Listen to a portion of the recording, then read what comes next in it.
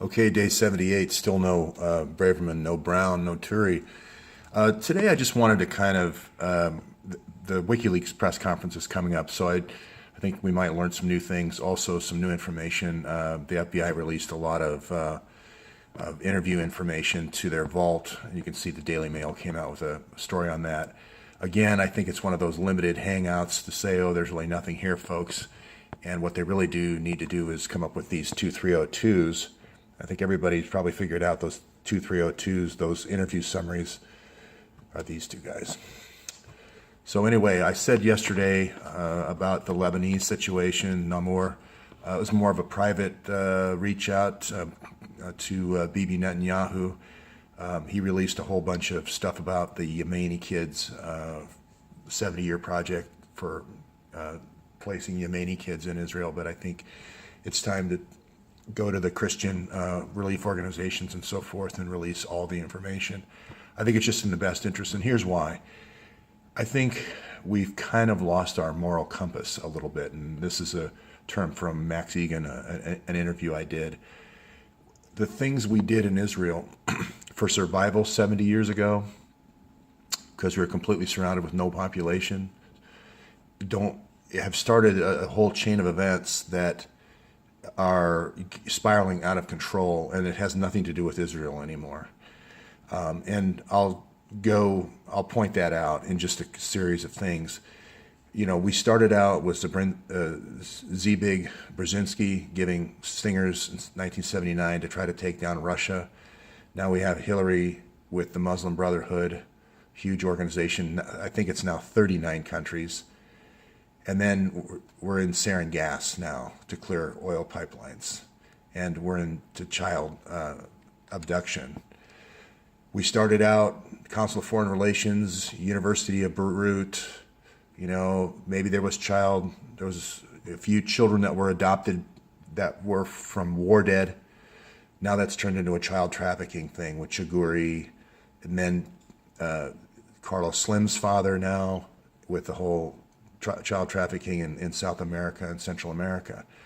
We originally were trying to just find dates, quote unquote, for these, these Middle Eastern contractors were trying to find dates for all the people who came to the world, all these oil sheikhs that came to the Council on Foreign Relations. And what that's led to is when the Sun then takes over that company, now we're into the white helmets with the child trafficking.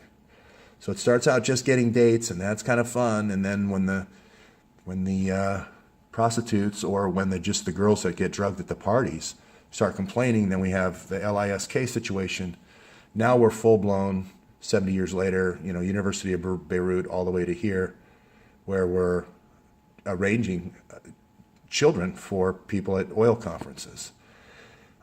So I'm just thinking now's the time that we really kind of need to examine our moral compass.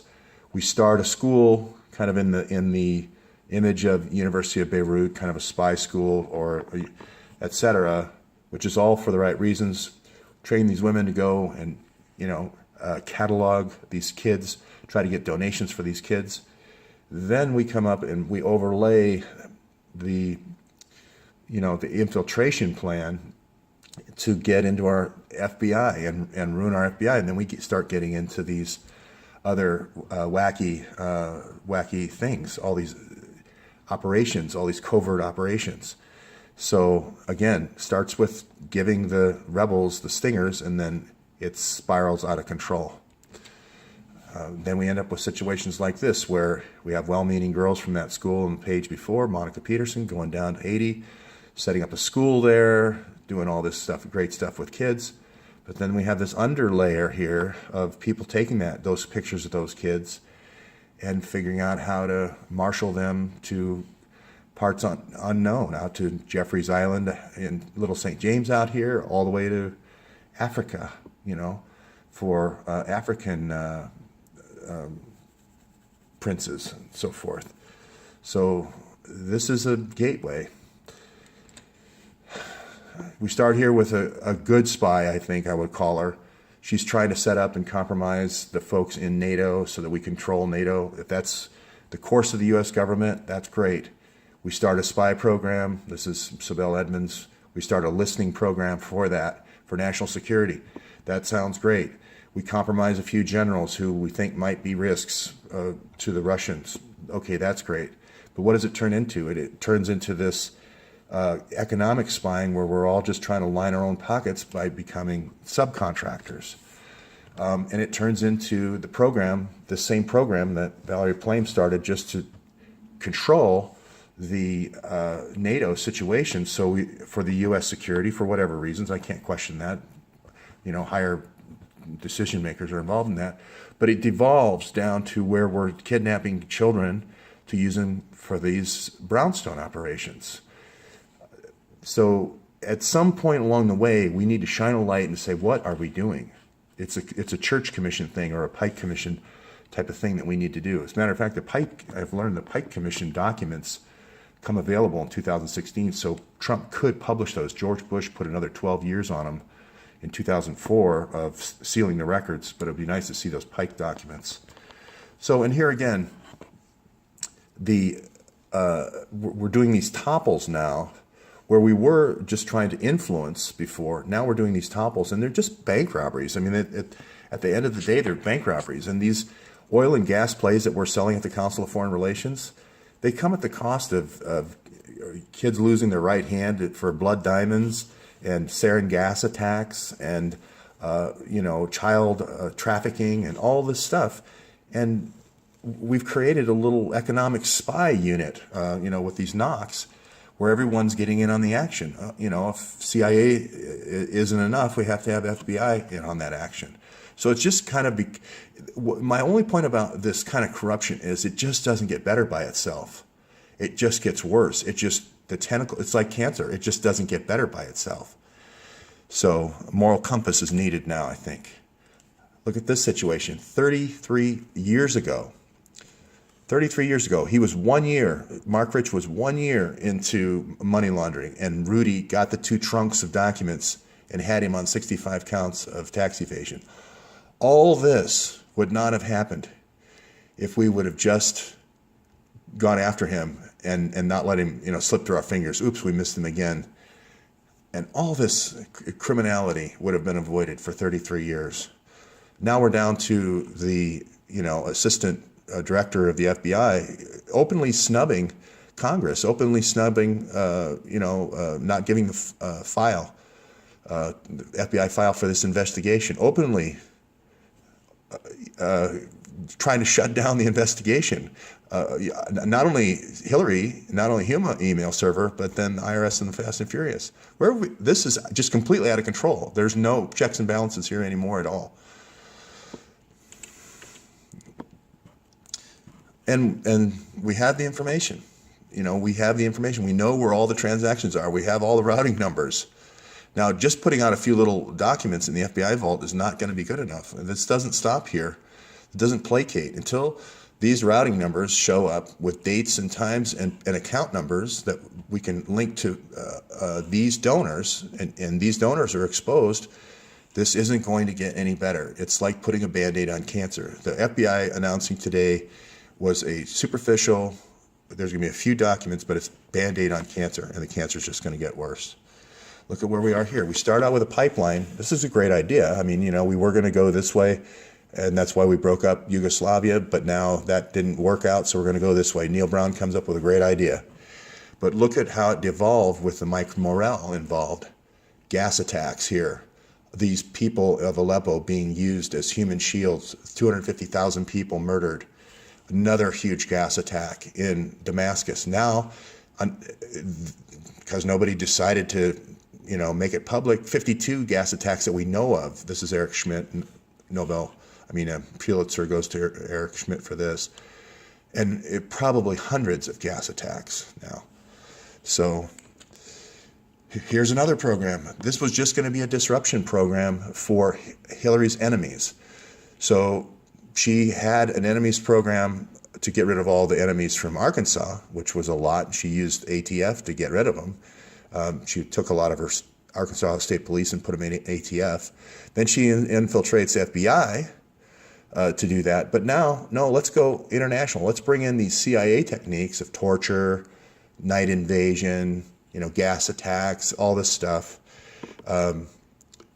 into a domestic program to go after her domestic enemies. This is Sibel Edmonds again, if you don't believe any of this. And here's the proof, Cy Hirsch. They just changed the name of the program. They just changed the name. Going after, so what does it turn into? It turns into an open attack by the director of the CIA with 50 agents attacking the head of the House Oversight Committee during testimony, not even bothering to wait until the evening in the middle of the night. During testimony, all he asked was a simple question. There was a bomb put at the gate of the White House, and a car knocked over pylons, and the person was obviously drunk and threw out a bomb. And you didn't recall the police for 28 minutes or 29 minutes. And when you did catch the person, you let him go. That's all he asked. That was just simple oversight. That's when the attack occurred. So here's how we've come. We've come to where we have all these quid pro quos, and you get promoted if you don't do your job.